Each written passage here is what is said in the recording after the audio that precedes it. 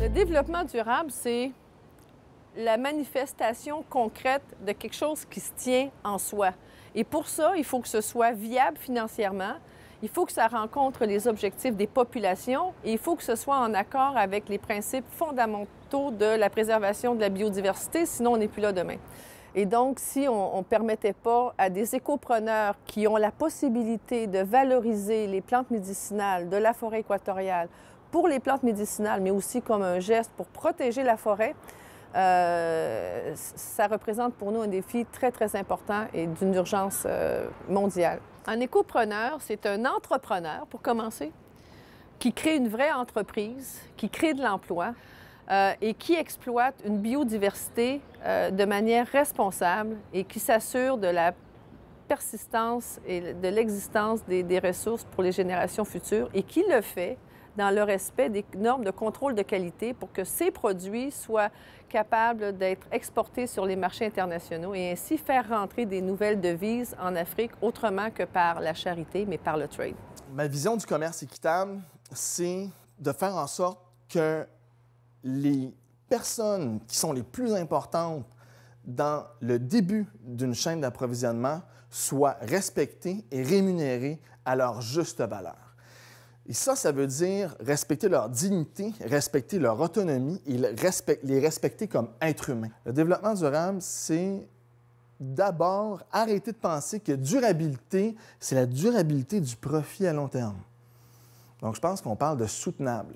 Donc, qu'on soit comptable, qu'on soit en finance, qu'on soit en marketing, le développement durable vient nous toucher. On doit être capable de l'intégrer, premièrement, de le comprendre, de qu'est-ce qui en ressort, et deuxièmement, d'arriver à l'intégrer dans le secteur d'activité dans lequel nous sommes pour l'entreprise.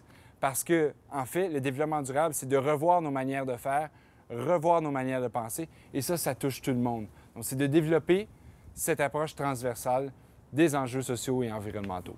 En matière de développement durable, c'est tellement vaste. À tort, on associe souvent ça simplement au secteur de l'environnement.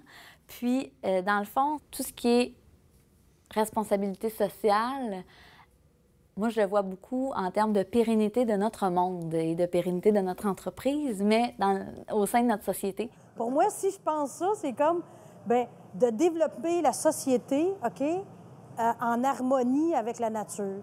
Moi, je pense que c'est ça. Comme un concept, quand j'ai parti en 93, toutes mes amies me disaient, bien, voyons donc, qu'est-ce que tu fais là? C'est juste du savon. Les tablettes sont remplies ailleurs. Pourquoi tu penses-tu que tu vas faire fortune? En fait, je ne pensais pas de faire fortune. Et aujourd'hui, nous ne faisons pas fortune. Par contre, on travaille dans l'optique d'ouvrir des magasins et emmener justement des gens à penser différemment. Bénévoles d'affaires contribuent au développement durable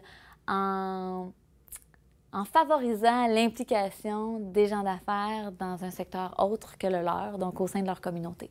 Puis, j'entends mon cofondateur qui me parle de content puis comblé. Quand on va travailler, on revient chez nous, on a fait du bon boulot, on est content. On a fait notre travail, on a fait des belles réalisations. Quand on revient d'une réunion de conseil d'administration d'un organisme où on a récolté X nombre de dollars lors d'un événement bénéfice d'un organisme, on revient puis on est comblé. On a fait une différence. Tu sais, c'est la petite coche qui donne vraiment une satisfaction personnelle là, qui permet de s'accomplir aussi comme personne. Et donc, on a un modèle complètement intégré qui est basé sur le juste partage des bénéfices. Il n'y a personne ici qui est en exploitation de personne. Tout le monde fait équipe pour pouvoir développer un secteur à haut rendement qui a un impact, évidemment, on le comprend, social, économique et environnemental sur une portion du globe qui est actuellement en détresse. En fait, mes valeurs de développement durable sont nées à travers mes expériences à l'étranger. La première fois que j'ai vu des gens qui travaillaient dans les mines, les premières fois que j'ai vu des gens qui vivaient de la production qui arrivait dans les pays du Nord, c'est là que j'ai compris que nous, ce qu'on faisait au Québec, avait un impact sur ces pays-là.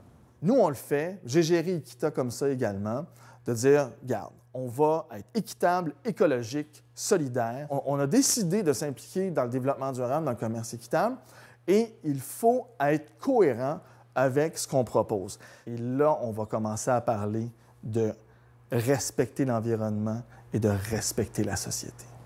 Je rêve des fois que, justement, qu'il y ait un petit peu plus de gens qui y pensent à réutiliser au lieu d'acheter et racheter.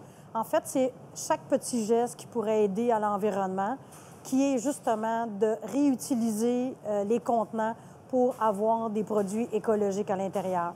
Ils ne vont pas laisser une trace dans l'environnement parce qu'il n'y a pas de produits chimiques. Et de cette façon-là, on serait rendu à 1 million de contenants recyclés à date. Bien, moi, mon espoir pour le Québec, c'est qu'on soit, à travers le processus de transformation de l'économie, qu'on soit capable d'intégrer cette idée-là, que le Québec ne voit pas, n'oppose pas le développement économique aux enjeux environnementaux et sociaux, mais qu'on arrive à marier l'ensemble de ces préoccupations-là.